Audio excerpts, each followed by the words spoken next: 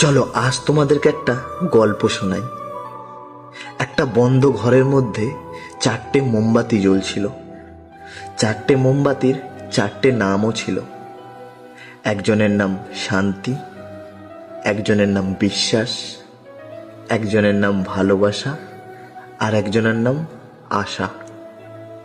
তো 4টে মোমবাতি জ্বলতে জ্বলতে কিছুক্ষণ পর শান্তি নামক মোমবাতিটা নিভে গেল।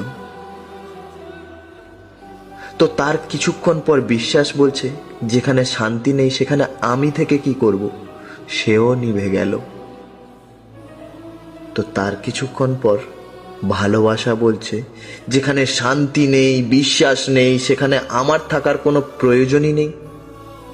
ভালোবাসাও নিভে গেল। পড়ে থাকলো একজন, আশা। হঠাৎ করে সেই